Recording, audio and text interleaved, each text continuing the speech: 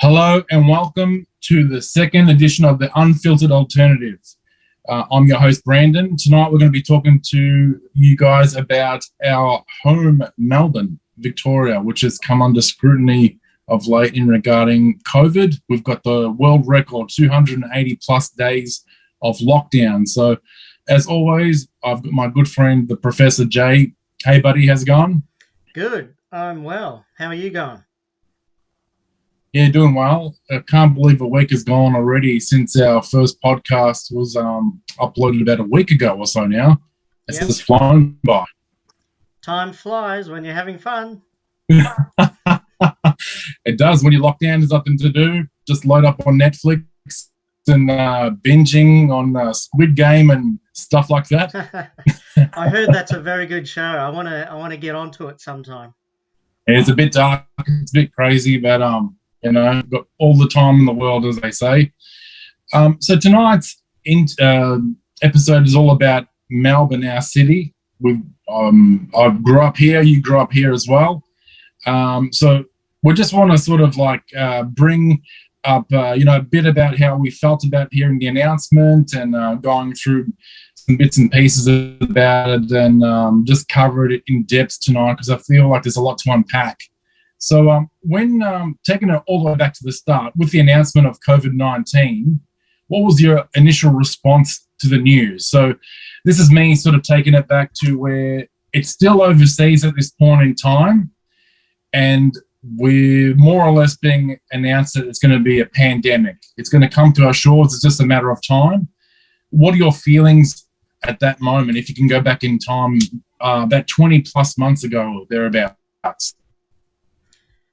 Well, for me, at the time I was overseas. Actually, I was holidaying in Europe at the time, and I heard on the BBC and also on CNN that there's this virus um, starting to spread coming out of China. Um, at the time, it was minor news. I never thought that months later it was spread all over the world and spread to Australia and spread to Victoria. Um, yeah, I was quite surprised that what it's become from this minor news story to this worldwide pandemic. Yeah. Yeah, big Some of surprise. my initial memories of it was this would have been probably late February 2020, where we're starting to see footage come out of China where you've got people screaming out, in the streets, people allegedly dropping dead in the streets. You've got people being welded into the front of their doors, the front of their houses being welded shut. You just thought, what the hell's happening here? The end of the world's coming kind of thing. And it's just a matter of time till this tidal wave just, washes over your head kind of thing. Hmm. Well, I kind of when I started hearing about there's a virus coming out of China and seeing footage of more and more people going to hospital, it was kind of an urgent feeling, or what's going on.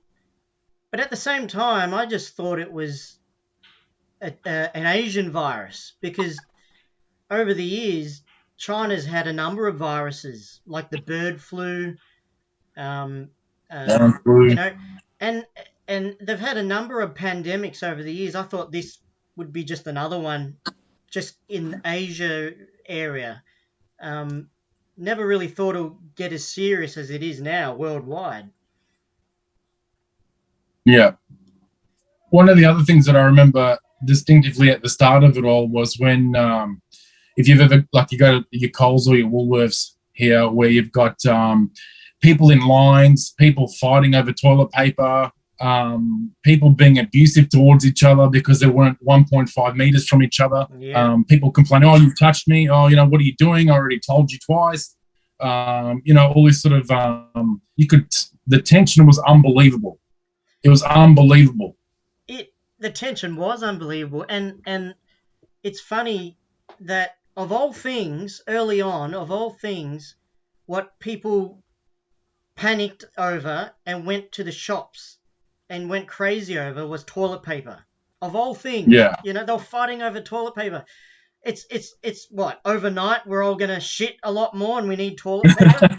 You know, what is that? Or why not That's fight right. over chocolate or fight over, you know, milk? Or what is it? What is it? Toilet paper? You know, it's such a weird thing. You know, the way people think. Like I've got footage on my phone of like just aisles and aisles of food cleared. Yeah. Yeah. I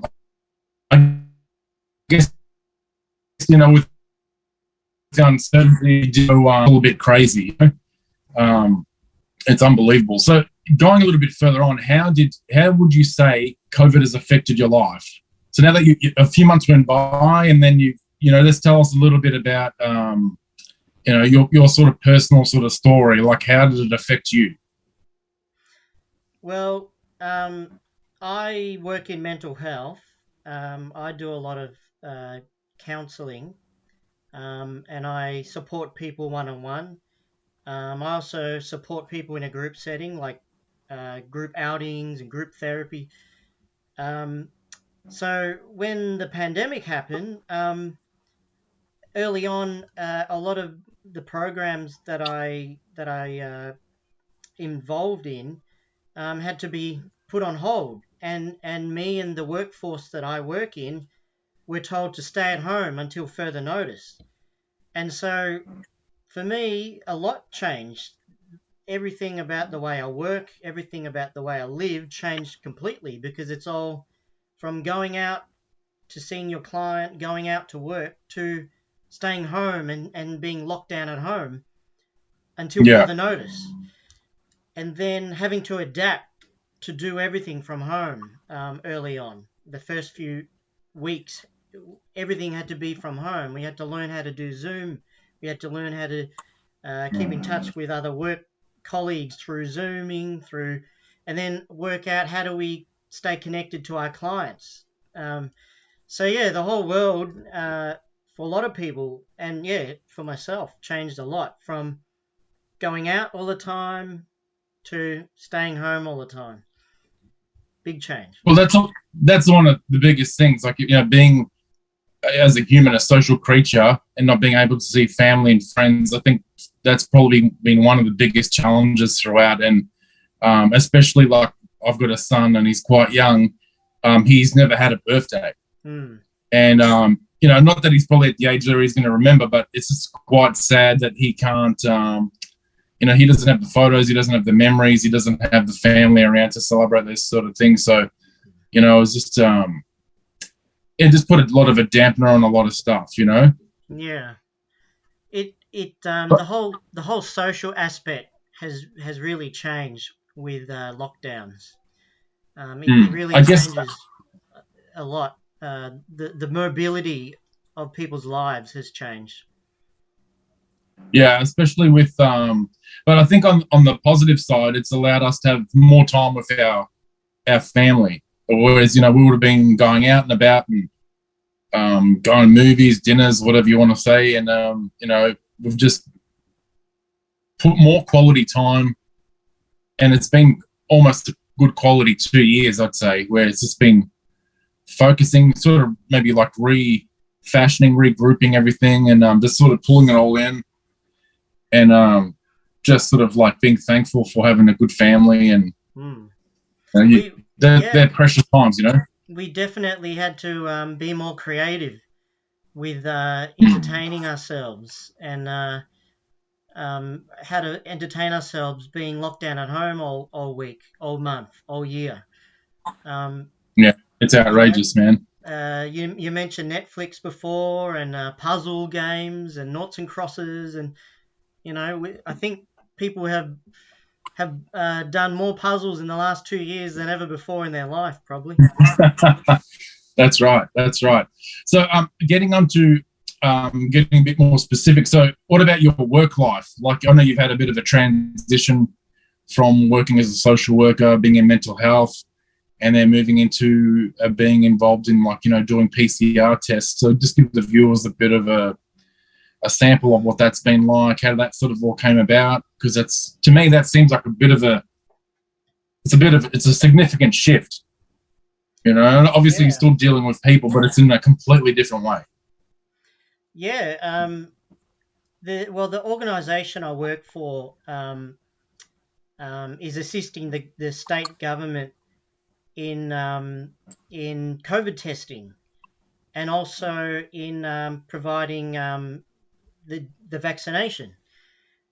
So um, a large team of people have been asked to help the government in vaccinations and also in testing.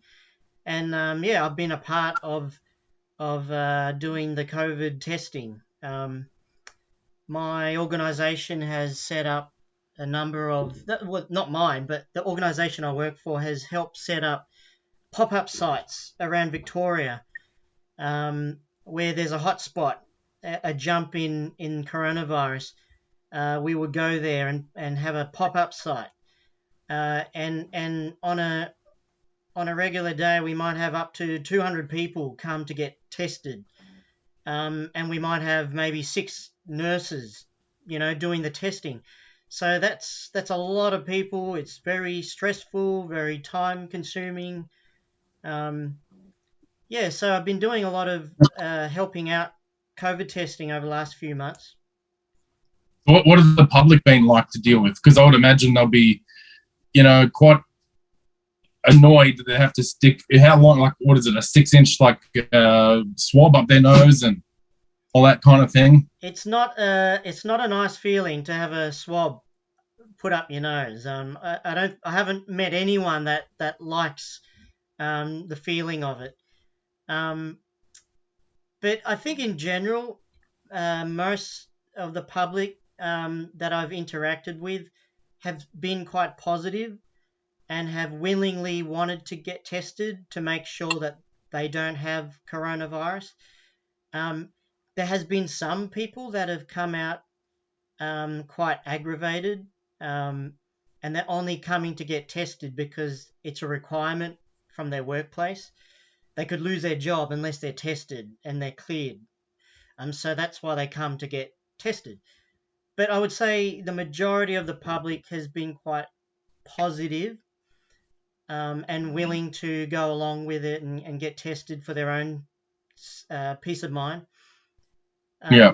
But yeah, over the months, I think here in Victoria, the public is getting a bit more wary now and getting a bit more exhausted from the lockdowns. They just want it to be over now. People are still positive, but they're getting more and more aggravated. I'm starting to see in conversations with people now that they're getting a little bit more aggravated now. They just want it over and get on with their life back to normal the way it was.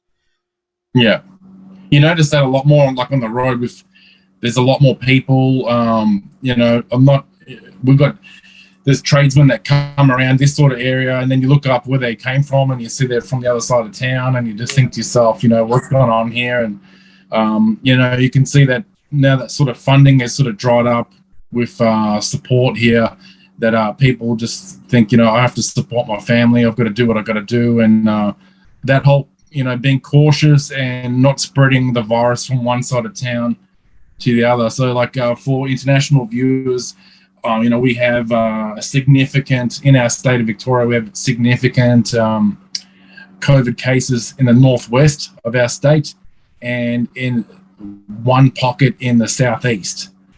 And, what you see a lot is, seeing people come from the northern suburbs, northwestern suburbs, and they come across town, and, we don't, it's like, be gone. We don't want you to come around here because we don't want to get your germs, and, we don't want to end up sick. So it's pretty crazy. Here in Victoria, for those living overseas, don't know Australia very well. Yeah, in the western suburbs, there's a lot of migrants, and their first language may not be English. So there's been a little bit of a language barrier, and a lot of migrants that have come from overseas don't realize the importance of getting vaccinated or getting tested. and they don't listen to the news or read the newspaper, so they're not well informed.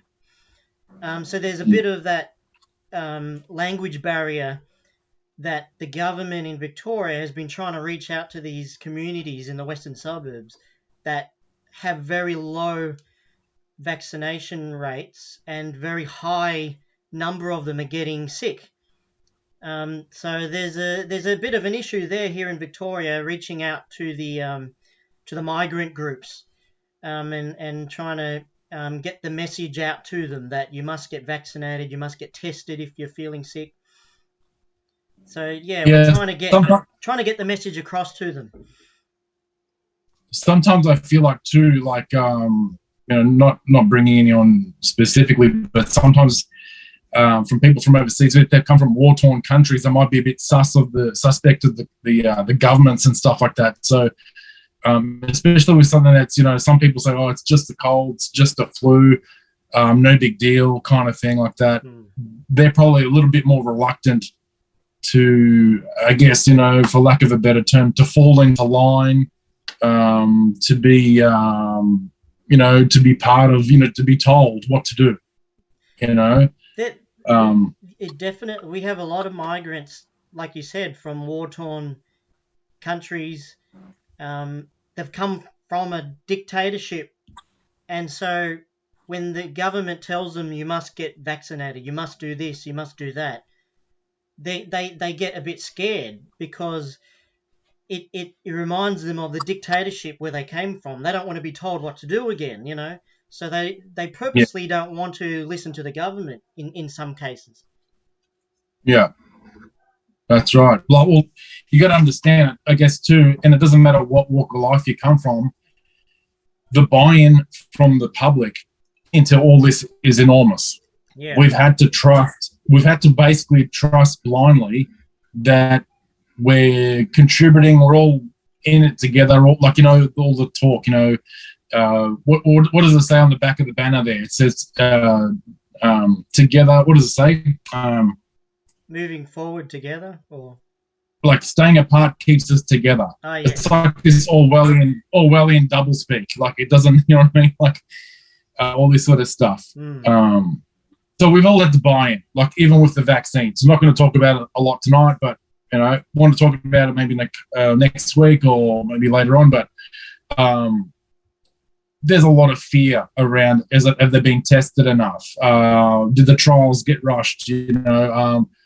What are the after effects of all this? Do I need to get two? I constantly hear people say, oh, no, you need to get your boosters. You need to get 3, 4, 5, 6 like Israel, all this sort of thing. And it just all sort of works back into, I don't know, it's like this fear and trust sort of thing. It's like they constantly collide, being in this sort of information war.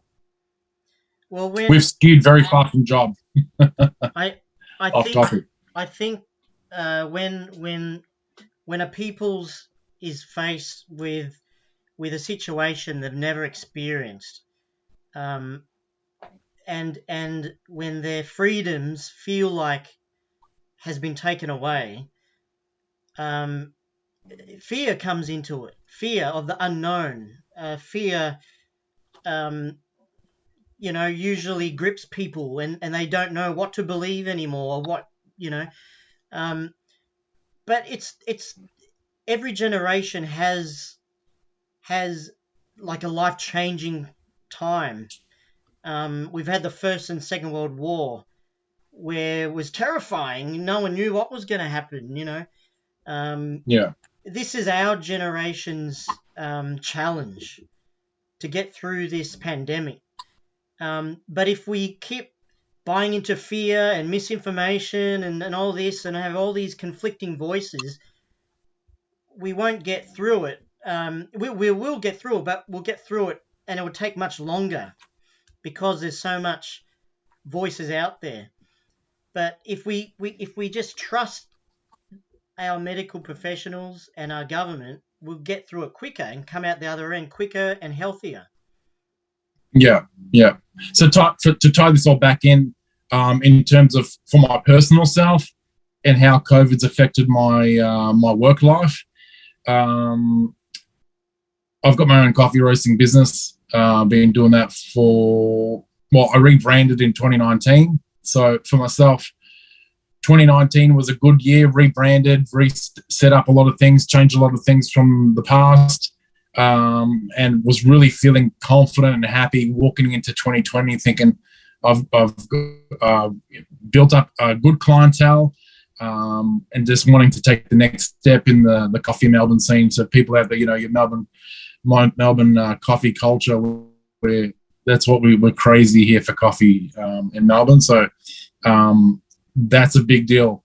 And just the devastation of our industry, having businesses closing down left, right, and center. I remember in 2019, in July, I went around a few of the eastern suburbs here, and there was heaps of shops closed down at that point in time, because we were saying here there was a recession. And it was like a silent recession, and it's like the thing that we all knew about, but we weren't talking about, kind of thing. And then,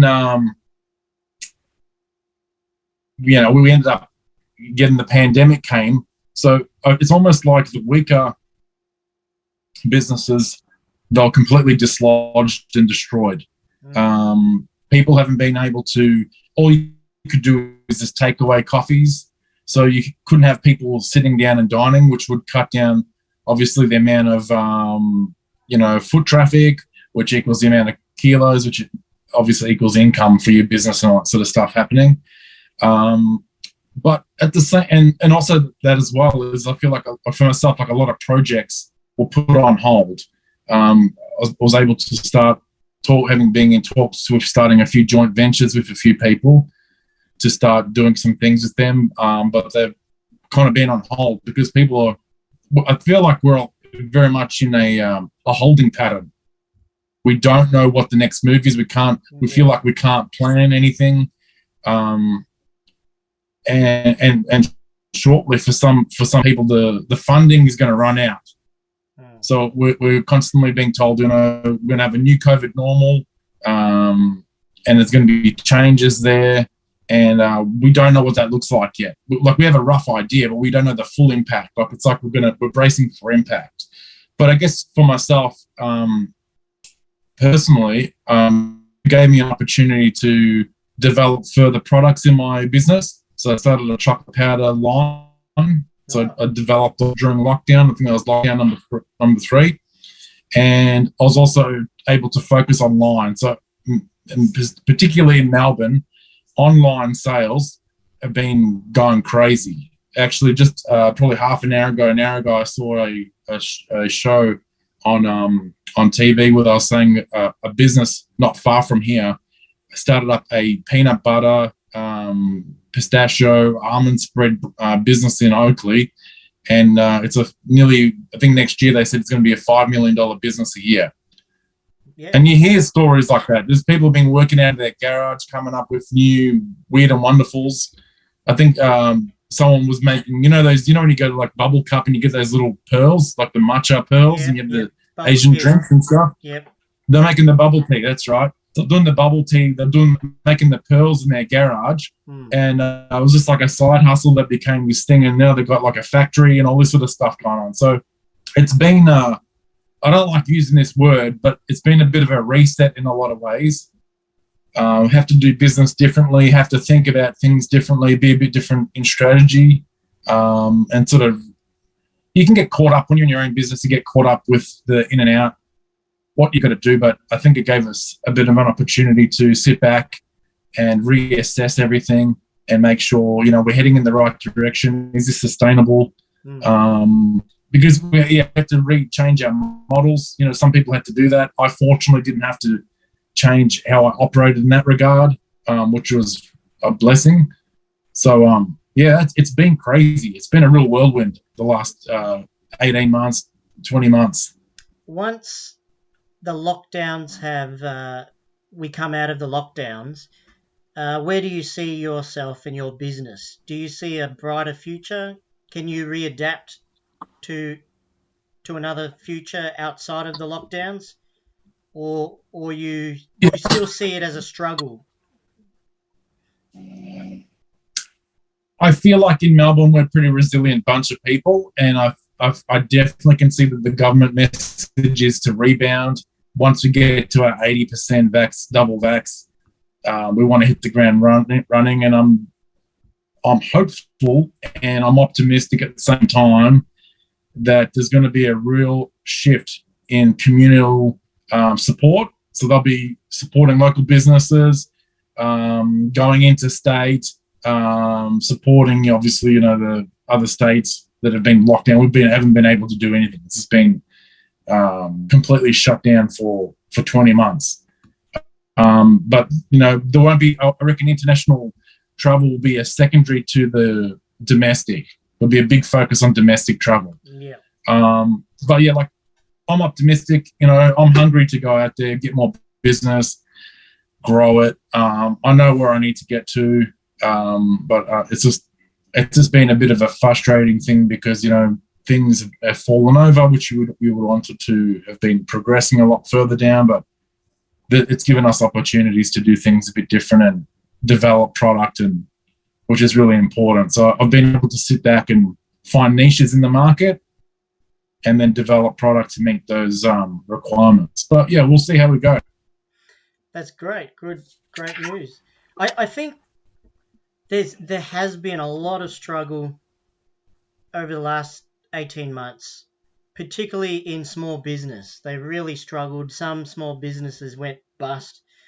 But humans are adaptive. We adapt. We rise, as a metaphor, we rise from the ashes and we can readapt. And humans are also creative. They can recreate things and adapt to a different way of doing things. Yeah. So yeah, I'm also hopeful that here in Victoria, in Melbourne, we will come out of this, and small businesses will bounce back. And before the pandemic, Melbourne had a booming economy. We were growing and it was strong.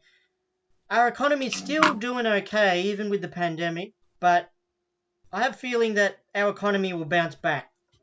Australia will bounce back. Yeah. Victoria will be good in a few years. Give it 5-6 years, we'll be back again. Yeah. Well, for me, it would definitely be a bit of survival of the fittest kind of thing, Yes. Don't mean to bring this, go on a different jag, but the evolutionary sort of idea of, adaptation. The ones that survive are the ones that evolve. If you don't do that,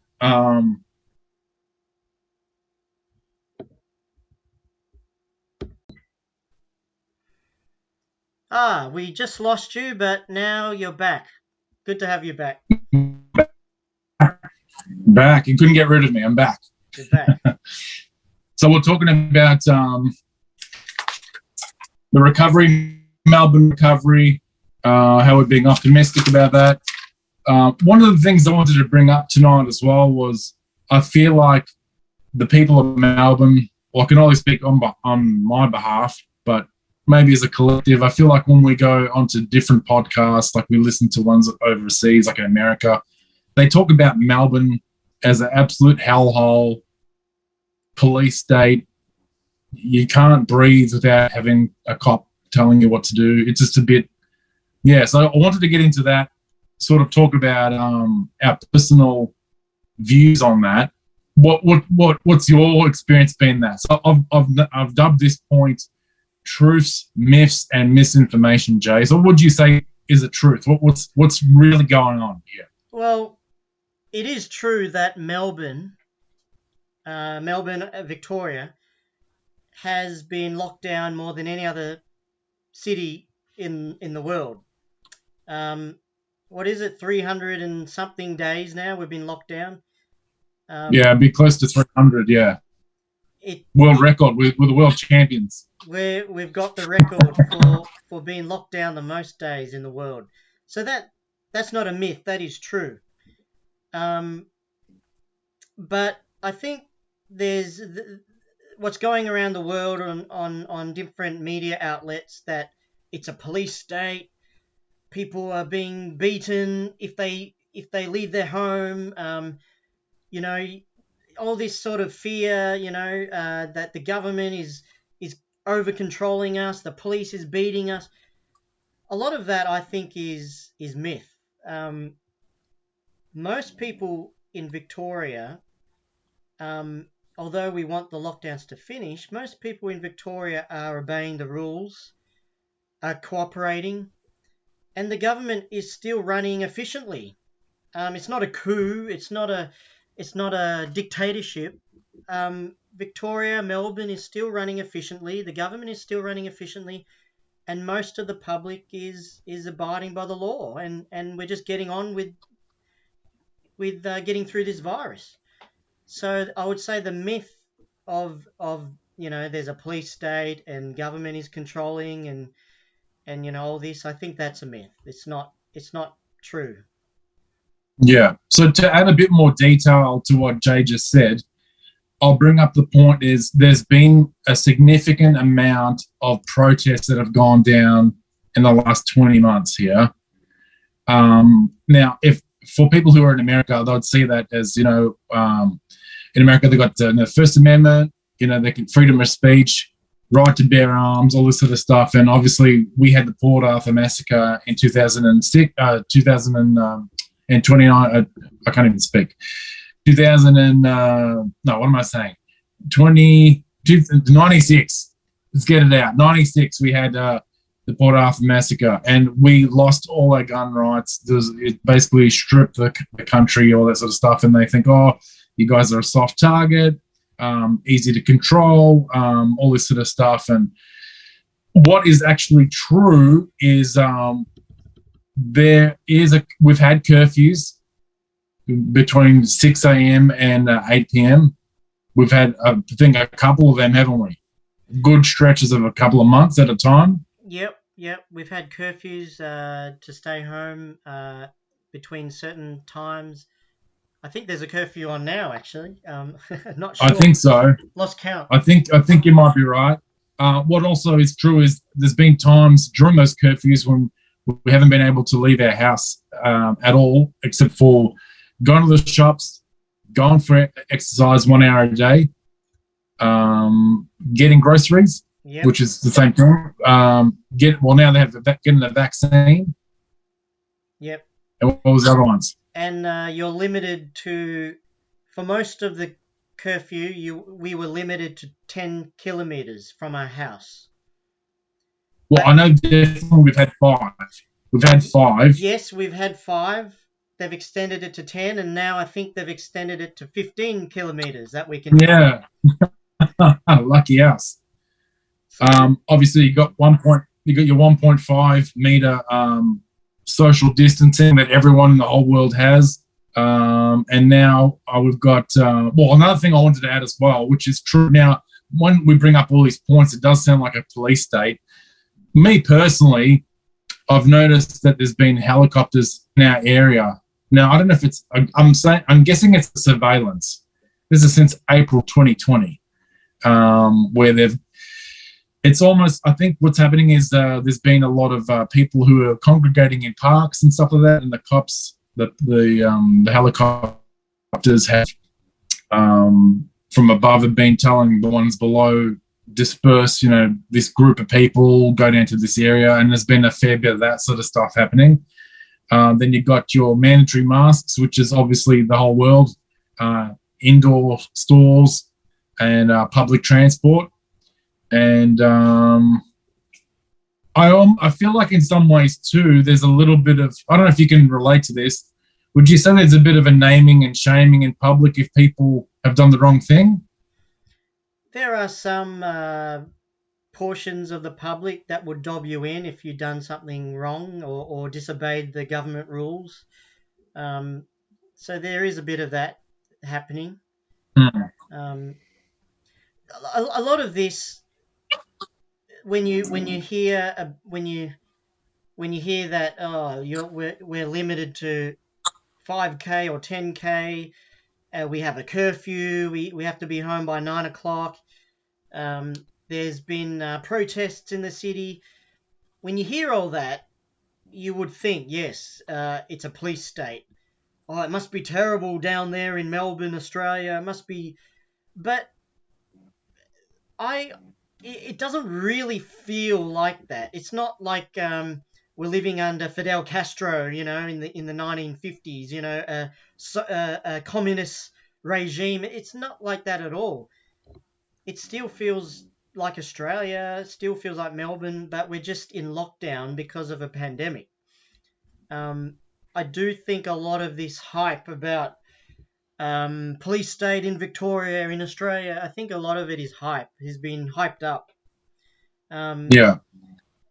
I can understand why some people may think it's like a police state, but seriously, we're both living in here, and it's not a it's not a police state. The way you I, I guess a I police guess a state. lot of it's got to do with your perspective in life. Like I can sit here and say, um, obviously you've had a career change due to this. I've had to readapt, but then there's going to be people who've lost their jobs full stop. They're the ones that are going to say, my whole life has been turned upside down. I can't go to work. I can't feed my family. I can't do X and Y. Yeah. For those people, I would say it would be maybe a police state, or it's completely wiped them out. Oh, there are people that are really really struggling. Some people have lost their job. Some people even have lost a loved one. You know, or some people haven't seen their loved ones for a long time because they're in another state or they're overseas, and so it does build up this anger. When are we getting out? And those people would maybe start seeing things as over controlling government, over empowerment of the government. Yeah.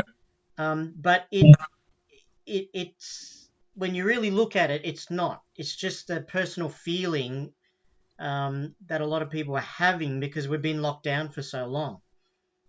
Yeah. I think a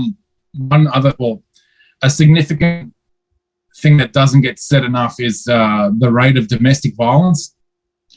And obviously the suicide rate has gone through the roof. You hear stuff like it's gone up 3 or 4 times the amount, which is very sad. Obviously, it's crazy. Yeah. But the mere fact that you can go to a bottle shop and buy alcohol, and you probably had a toxic relationship to start off with, or a bad relationship, bad communication, it just wasn't working, right? And then you add alcohol, you add a lot of not working into the mix. You end up, having people there constantly with their abuser, and it's tragedy. It's shocking.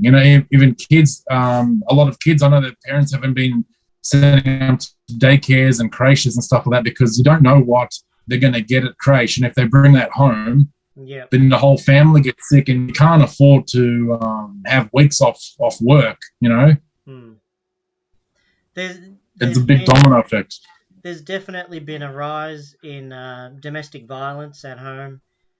When studies have shown we are social beings, humans need to get out and about and socialize and have our freedoms. When humans are stuck together in a certain place for too long, anger comes out. It brings up all sorts of, violence and anger and fighting. And sadly, a lot of domestic violence has happened during this lockdown, during the pandemic, because people are stuck at home with their partner 24/7, hours a day. And when you're angry at something, the only other person you can yell at is the person living with you because there's no one else around. That's right. That's right. So there are some good things, and there's definitely a lot of bad things happening during these lockdowns, during this pandemic. But it's not Victoria. Although yes, we are been locked down more than any other city in the world, Melbourne. But there's been many other places that have also had curfews, had also had lots of laws and regulations put in place to stop people from going out. You know, like I've got friends in the Philippines. No one ever thinks of Philippines or a lot of Asian countries, but they've also got a very hard curfew. They're not allowed to go out at certain times of the day. And also certain parts of Philippines have been locked down for many, many days as well, for months. So Melbourne is not the only place that is going through this struggle. But it is a human thing when you're going through it. It is a human thing to think we're the worst place on earth. It's only happening to me, and start fearing and start getting angry. It's harder to think positive and to think and see the light when you're going through struggle. But it's important to do that as much as you can. Think positively. Yeah, I feel like, and to move into our sort of next point, I feel like some people feel like it's hard, light at the end of the tunnel when they feel like, there's so much misinformation out there, and any cat and their dog can make a YouTube video and upload it like we're doing right now, kind of thing. And you can put your opinion on there and no one fact checks anything. It's all legit. It's all taken at face value. And that's one thing that I want to encourage people who watch our content on this site. Jay and I, we bring talking points. We bring our opinion, but at the end of the day, we want you guys to do your own search, discover your own truth, and just go deeper, look deeper, not accept what you hear and see, but go suss it out for yourself, because there is so, like, at this point in time in our life, information is gold. Data is gold. It's the new oil. And the more clicks you get, the better the algorithm, the more people that watch your stuff, you're the honeypot, that's the whole deal. And it doesn't matter, like, it's clickbait, fake news, you name it, it's all out there to get your attention. These platforms, Facebook, YouTube, Twitter, whatever, you name it, their whole thing is to get you onto their platform and stay there as long as possible. So they don't care what people are putting out there, garage content, a legitimate doctor. In the middle of it all becomes this big muddied river, and people have to have the discernment to be able to figure out what's true or not true. So with all that being said, I want to start moving into one of my favorite topics, which is conspiracy theories. I love a good conspiracy theory, but I also love calling bullshit on some of these things too, because some of them are just ridiculous. Like, as people out there may know, there's something called QAnon. Now, I can't sit here and say I'm privy to all the fun and games and stuff that's said. I'm not interested in all that sort of stuff. I think if you're taking information from a forum that you have an anonymous author and you've got cryptic codes and stuff to crack, and it sounds like a treasure hunt for kids, for adults kind of thing, and it's all exciting and it's all Dan Brown sort of stories, all this sort of stuff. If you're getting information from that, you got something wrong with you. But one of the things that got said about our specific city that we're living in, Melbourne, was our city got locked down because there was child abusive rings that were going on in this city, and somehow politicians were organising these lockdowns in our city so these children could be rescued. Like, to me, that's the most ridiculous thing you could possibly imagine, because there's people during this whole pandemic who live in the city. It's not like it got evacuated and became a complete ghost town. And I can't believe there's full-grown adults who believe that. And I've had, family members and whoever have come up to me and said, verbatim, like with absolute conviction and truth in their face, like, it has to be believed that this was actually happening here. Like, Jay, do you have any thoughts on that particular statement? Or QAnon, they're known to be spewing misinformation during the Trump-Biden election. They were spewing so much misinformation. And you got to ask, where do they get their facts from? Where do they get their proof from? Where's the proof? Where's the evidence for any of their claims? And this current claim about Melbourne, that there's, this underground ring, in the tunnels of Melbourne, where do they get where they get the idea from? Where's the proof of that? It is ridiculous. Any sort of claim like that is so outlandish. There's no evidence of that whatsoever. None of the Melbourne police investigations, none of them found anything, or even consider that to be a truthful claim. There's no talk of that at all. That has any truth to it at all. So it's just another wild, made up misinformation claim by QAnon, and they do this. Groups like QAnon do this. They create these wild conspiracies to create fear and to create to draw people away from mainstream and to create dysfunction. Instead of having law and order, they want dysfunction in the world. They want dysfunction in the community, and they want to be ruled and seen as the only alternative. But they don't do anything but cause dysfunction and misinformation in the world, and it's not doing any good for anything. Yeah, like I'll go one step further. Like this particular subject came up in a Facebook forum, and all I said, which I think anyone who's got any sort of critical sort of mind, I said, where's the evidence of what you're saying is true? And I got completely abused. I've got called horrible words, names, the whole works, because all I said was, where's the proof or the evidence of what you're talking about?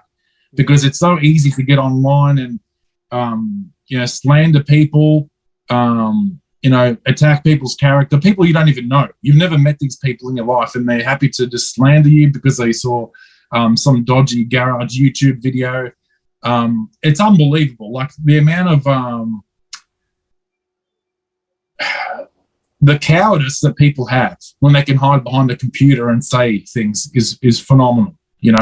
Keyboard warriors, whatever. But to tie it back in, another conspiracy theory was the city also got shut down because they were installing 5G towers, because they wanted to bring in a system which is going to be similar to the Chinese credit system.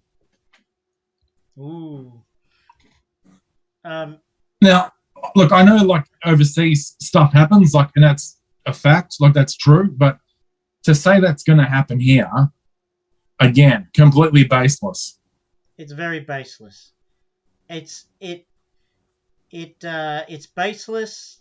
It has no proof or evidence behind those claims, and it just causes dysfunction in the community. There are people that believe that crap, and then it causes dysfunction because it's blurring the truth.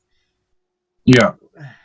It's always look for evidence. To any sort of claim, look for evidence, or even ask.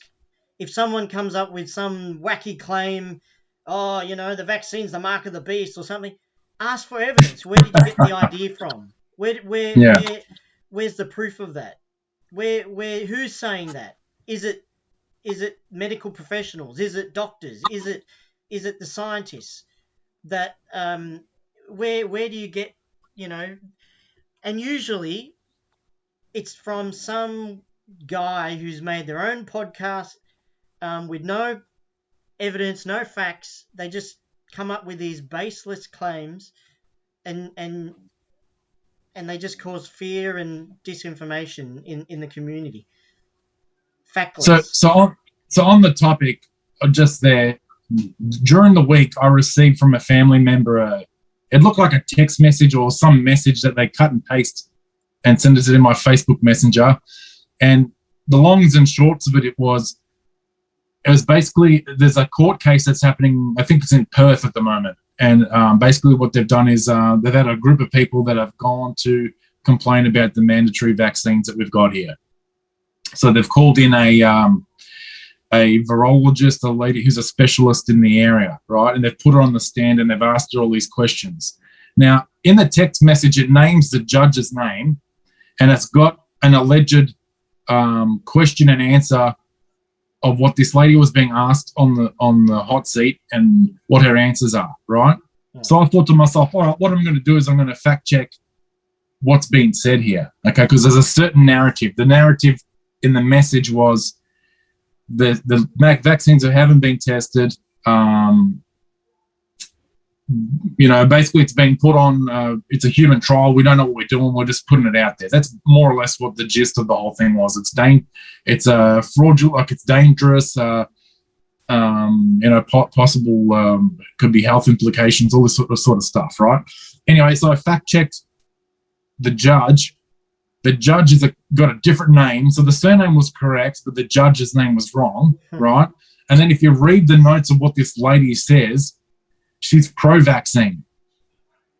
She was saying that you can give it to kids. You can, it has been tested. She talks like this. So the way that she talks is completely opposite from what the text message was. Even though they've put a little bit of truth there with putting the names of the surname of the judge and the name of the lady who's on the stand, that part's kind of sort of correct. Yep. But the whole gist or the body of the whole argument has completely mirrored itself. It's completely opposite. They've taken the truth and they've twisted it and made it something completely opposite to what was real. That was the truth.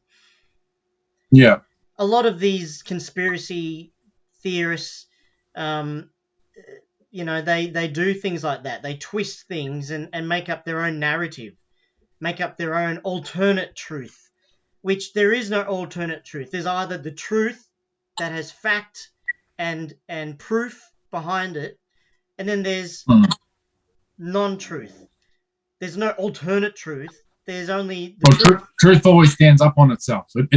Truth never collapses. It never fails. It never falters. It always stands up. Whereas fake always falls apart, doesn't stand up, and it's quickly dismissed. The truth that's how I has evidence, always has proof to back what the truth is. But yeah, all these conspiracy theorists, they make up their own narrative. They take bits and pieces and they make their own narrative and they say, this is the truth. Everything else is fake news. We're the truth. And they're twisting everything. They're twisting they're twisting what the truth is, and they're calling that fake news, and making what they make up themselves the real news. It's a flip, and it causes confusion because a lot of people don't know what to believe anymore, and they end up believing these false claims, these conspiracy theorists, instead of the real truth. Yeah, our conspiracy theories go one step further with even our premier of this state. Having an incident now. This is where the grey line. So our premier here, not going to mention their name, they had an incident. Now the story goes that they fell down the stairs during the middle of the pandemic. They didn't go to work for 3 months, 4 months? How long were they out for? I can't remember. It was a long time. Months. It was a considerable amount of time, right? Now, obviously, you're going to get conspiracy theories about this too, where people say that he went to a party, had some wines or something at some person's house, did the wrong thing, and someone beat him up. Broken ribs. You got Photoshop pictures of him on the internet. It doesn't end. No one's immune to this. Everyone, we're going to be people are going to come up with conspiracy theories about us eventually, Jay. You know how it's going to be. Yep. But they don't end. And then, even our food supply. I had people coming up to me within the last couple of months saying there was going to be a huge strike and the whole country was going to come to its knees. Now, these are significant things to say. You know, we're talking about adult people with families. You've got to be responsible for what you say. Now, if you come up to someone and say the whole country is going to be shut down, going to come to its knees, the truckies are going to stop, they're going to go on strike, they're going to block off freeways, they're going to do all this sort of stuff, and they say to you with a straight face, you need to stock up on 2 to 3 weeks worth of food. You know, where are we going here? Like, seriously, man, like, what's happening here?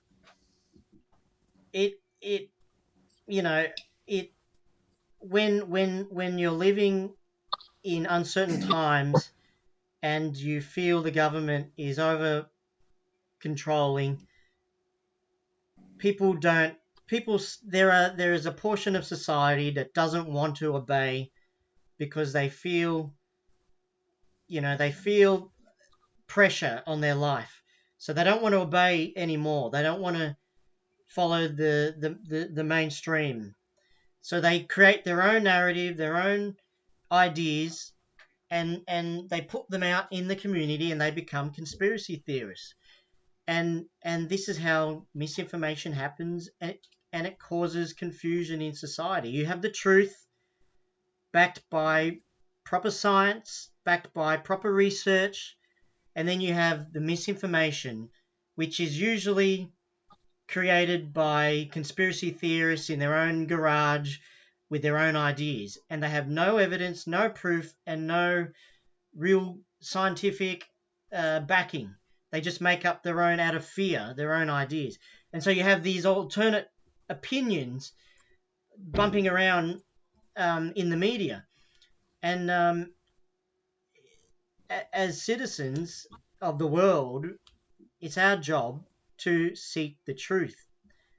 The truth that is backed by science, backed by the professionals, not from people that just make up their own opinions and have no evidence or proof or facts behind their claims. But, like, don't get me wrong, like, I guess on the flip side, there's going to be people saying, and it's true, the mainstream media does get things wrong. They do have, we've seen it with my own eyes, footage that was meant to be in Rome. I mean, footage that was supposed to be here in Melbourne.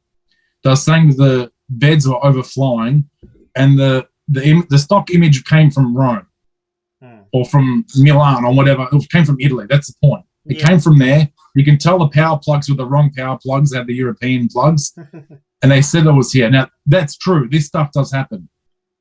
The mainstream media is definitely not perfect. It's definitely not perfect. Not saying that it's perfect.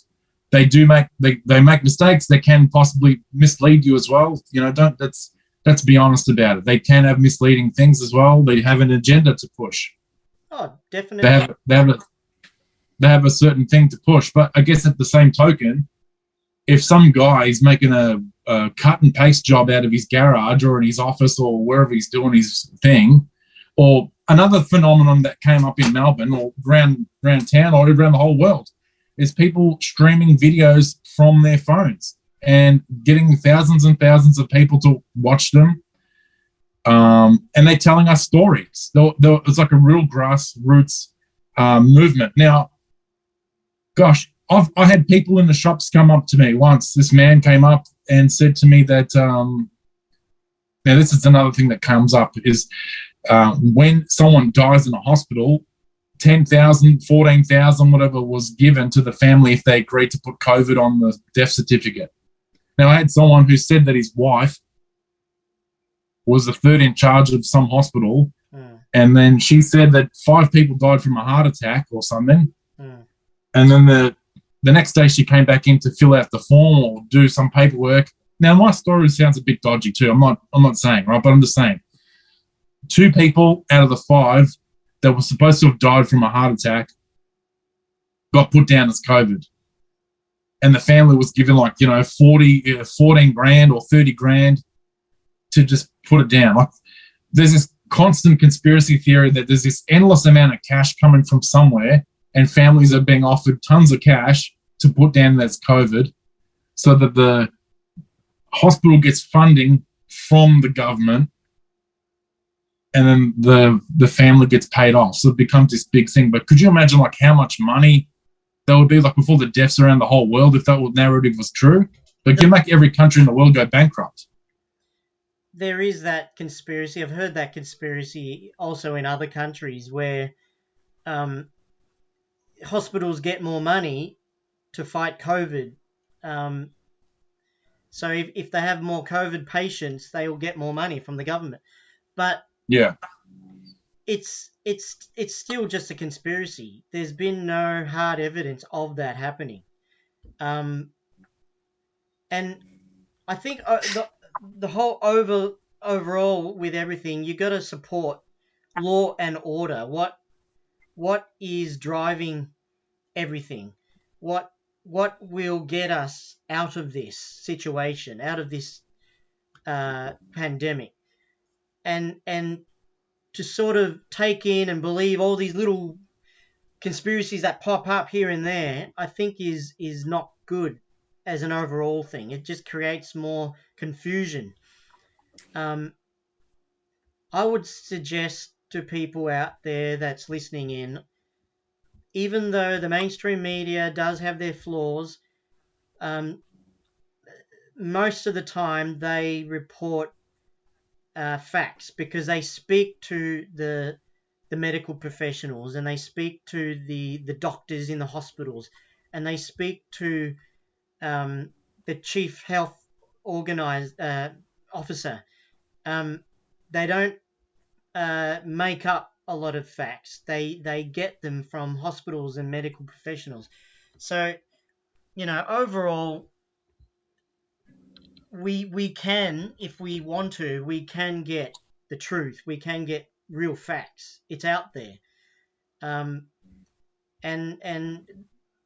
these little stories that pop up here and there, I won't put too much belief into those, because it's most likely they've got no evidence, no proof to back them. So I don't take them too seriously, these stories that pop up. On another point, Jay, to sort of tie it into our next sort of point, I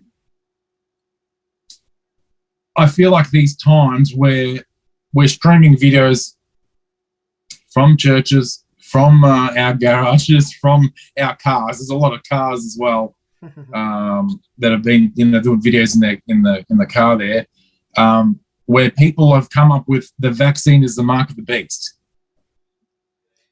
Yes. And this seems to be a real, people who like followed Bible prophecy, they're always looking for the key points.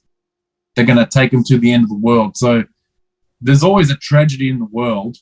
And I feel like when it comes to times of fear and uncertainty, they're always latching onto it. But this particular one, the vaccine being the mark of the beast, to me has been the big hot topic, or one of the hot topics, especially in the Christian world, I guess, at the moment.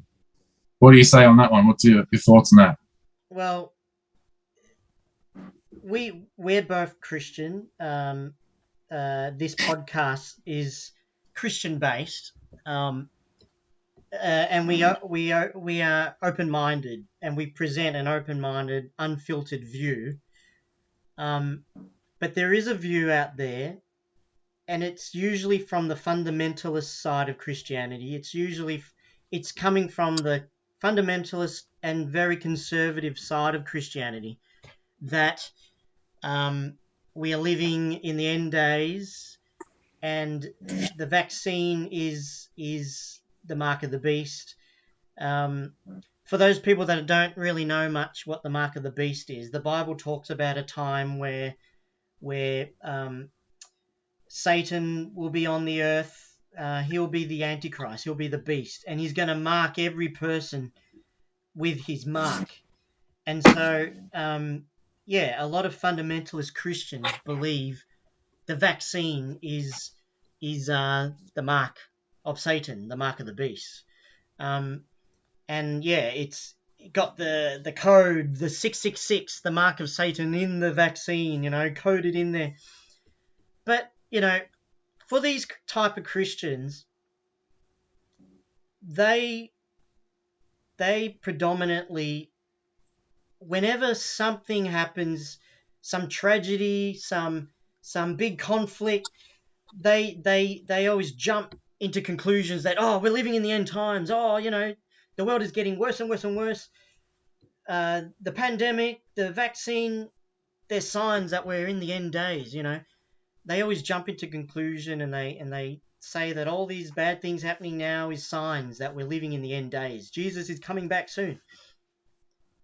But they're very narrow-minded, those Christians that think like that, because if you look over the last 2,000 years, there's always been conflicts, there's always been disasters, there's always been wars, there's always been times where government has controlled society, and there's been times where Christians have been persecuted. We've always had that. It's not just happening now. It's always happened all through the last 2,000 years.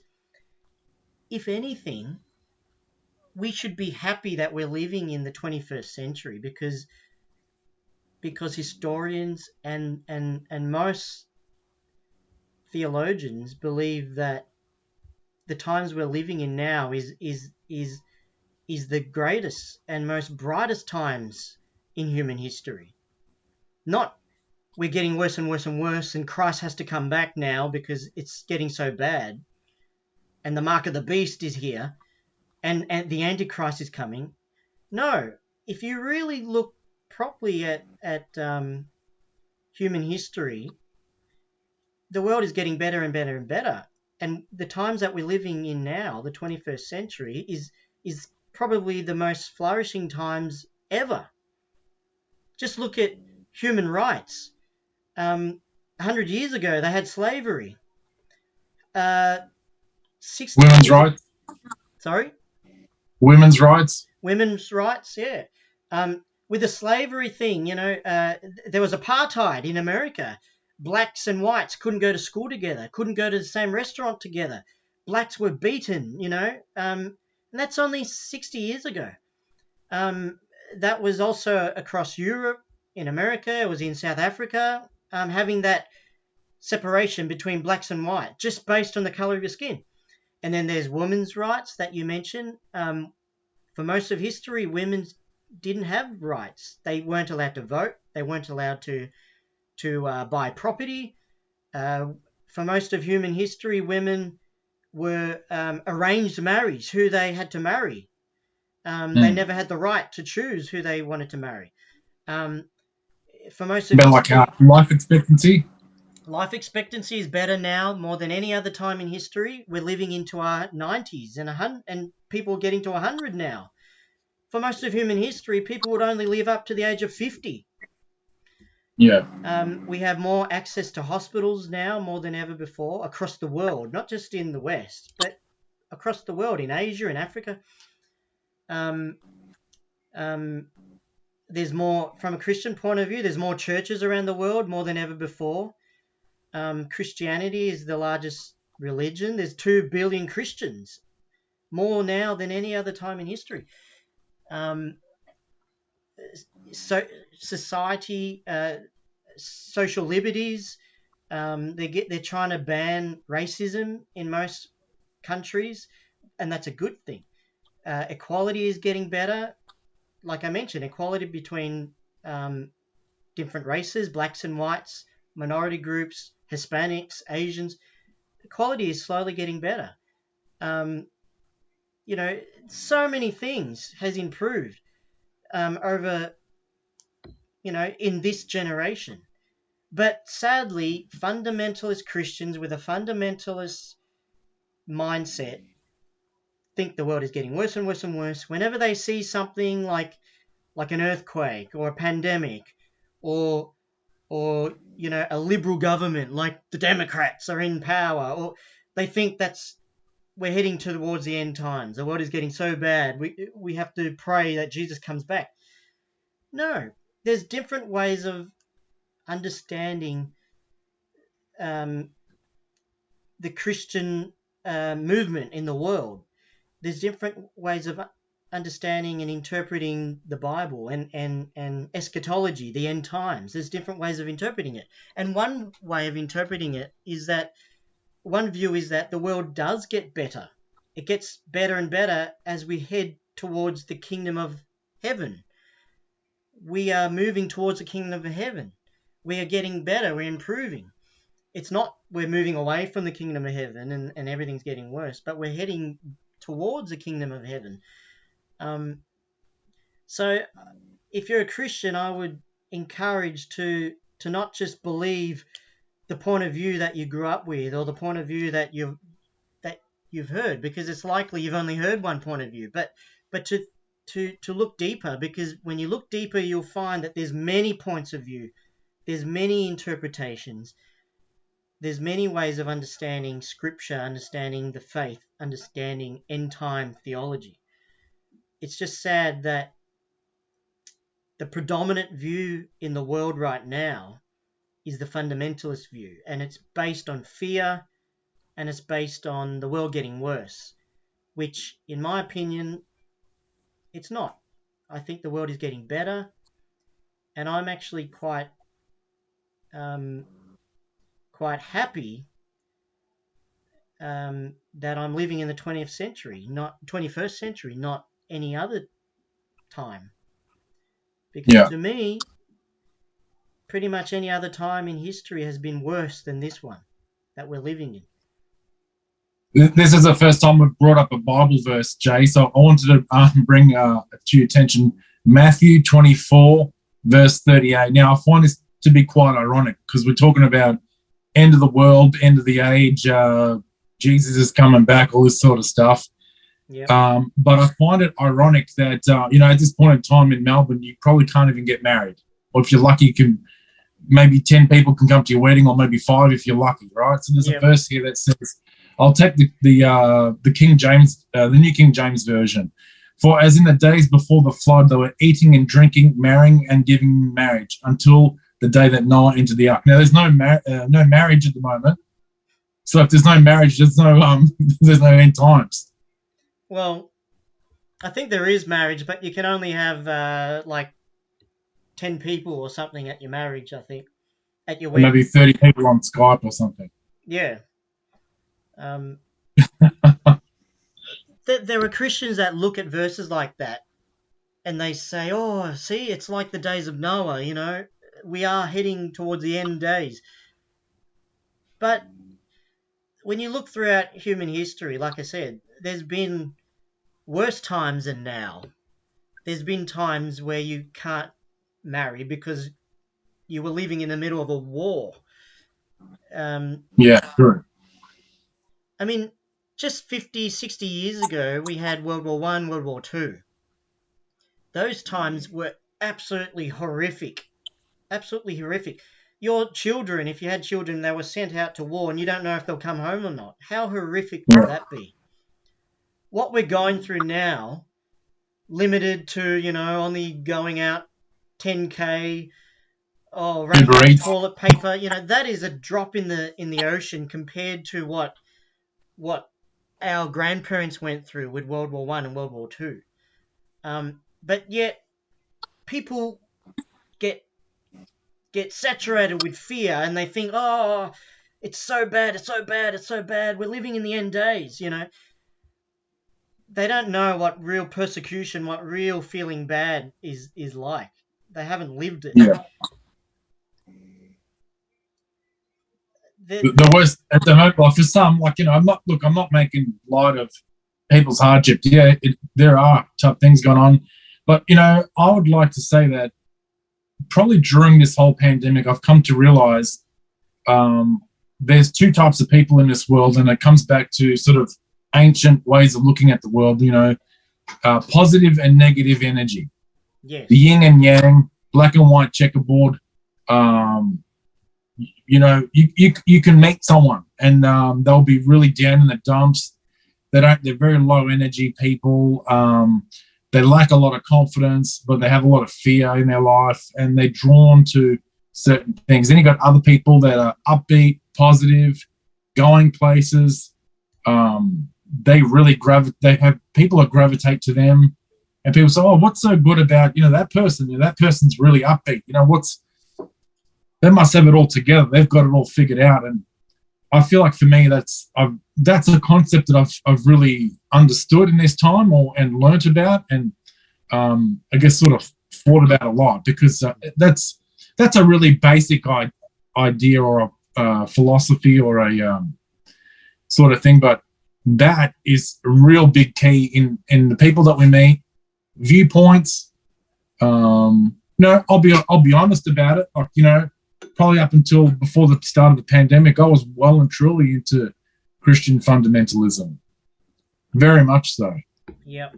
And then, for me, not to go full all into it, but I noticed that a lot of the claims that were made by, pastors, preachers from America, so on and so forth, they would make a lot of claims about stuff, and they were really not based on anything,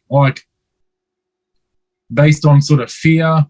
And then all the points that you brought up, we're living in a better time. It's more positive. So we have a choice in our life. We've got a choice to be positive, yep, or to be negative. That's the two spheres, and that's what makes the world go round. Yep. People who are more upbeat, more positive, they earn more money. They're usually fitter people. They're better looking people. People who are negative, they're slothful. They might be lazy. They might earn less money. I'm not.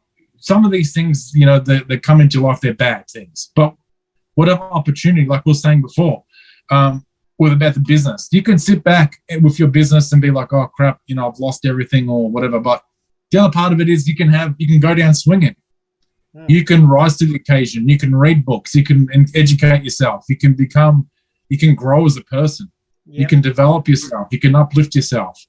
One of the things, going back to what we were saying before, I know we've moved back in topic, but this whole thing about exercise, so many people, have put on weight. They've just sat there watching endless amounts of TV, and they've just focused on that. That's become their life. Not honestly, and what does that do? If you don't have vitamin D, if you don't get out in the outdoors, fresh air, sunshine, eat the right foods, all this sort of stuff, you're going to be completely different. So that's maybe part of it. Maybe that's part of it, revealing itself. People have had a choice. Because I feel like with myself, you can sit back and go, oh, I can feel sorry for myself or accept it or whatever, or you can rise up. There's opportunities. There's always opportunities. You can make your business go online. Okay, I can't see people in person. I can go online. I can create new products. I didn't have the time to do that before. Instead of sort of being a defensive. It's sort of like a defensive, negative, internal mentality. And the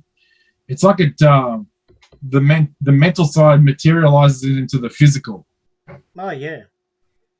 And in mental health, you'd know that. You'd know that better than myself. You could articulate it a lot better.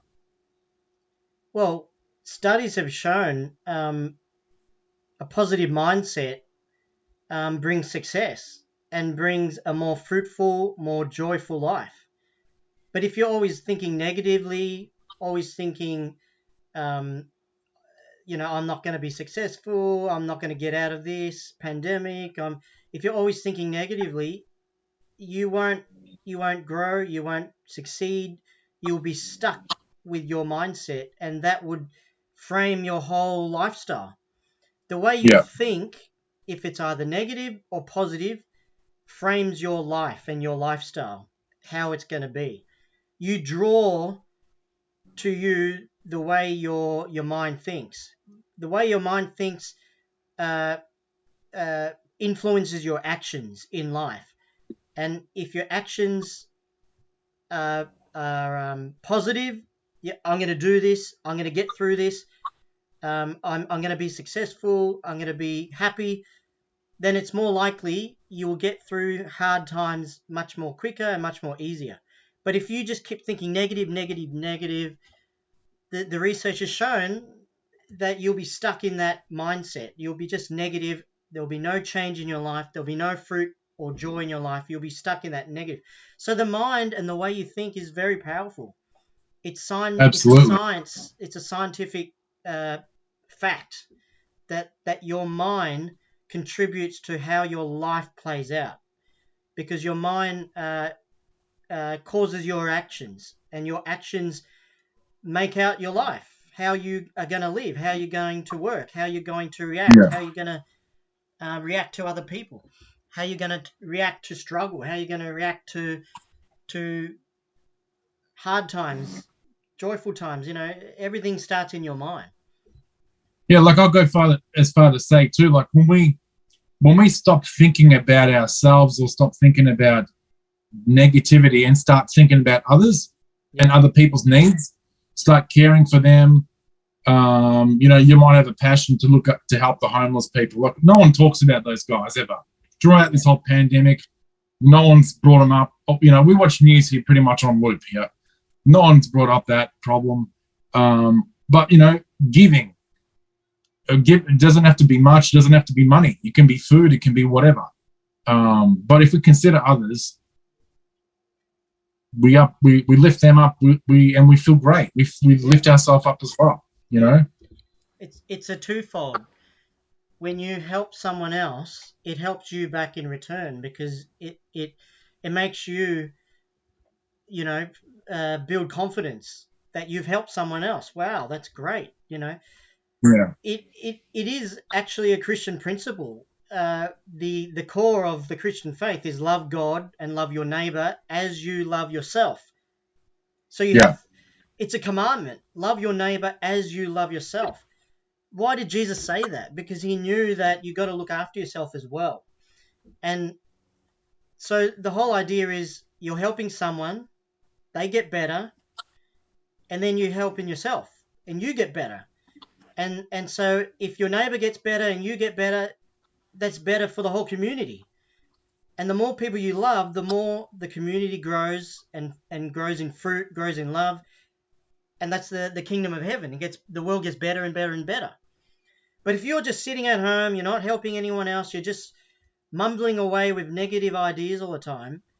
Yeah. You're not making your world better, and you're not making any contribution to the world or your neighbor or anyone. You're just no use to anything or anyone, or even no use to yourself. It's love for people and like all that sort of stuff. Like it changes your life. It changes your. It's something that in society, like especially like in these times where there's a lot of mental health, we've got a lot of awareness for mental health. We need to it's such a basic concept. It's so simple.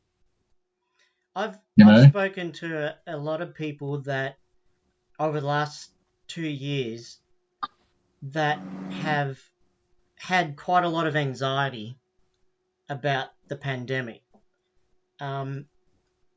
Not like real serious, like they're going to lose their job and how am I going to survive, but just anxiety because they haven't been able to go out, they haven't been able to meet friends or family, and they're struggling with their own anxiety.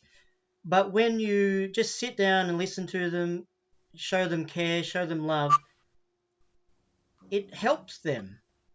They feel better because they've been able to talk to someone. And it helps you. It makes you feel good too that you were able to help them. So the more everyone does that, just pulls out an arm, to help someone, the more we do that, the more we can make the whole community better. And we get through these difficult times quicker because we're all looking out for each other. We're all showing each other love and care. Yeah. But the more we spread fear, misinformation, negative thoughts, don't do this, don't do that, don't take the vaccine, don't believe in the news, the more we spread fear, the more we end up going backwards. Society goes backwards, and it takes longer to get through these difficult times. So, we should be moving forward by spreading light and love and care instead of fear and negativity and Yeah. disinformation, Yeah. So at the end of the day, we're all human and we all have needs and we all want to be cared for and loved and all that sort of stuff. And this is probably a good opportunity for us globally to put all our differences aside, recognize that we're all humans and we all need care and we need to just move forward together. Yep, definitely. Start taking care of each other, everybody. And just a quick note, if you're a Christian, don't spread fear, don't spread disinformation. Just reach out, spread positivity, spread joy.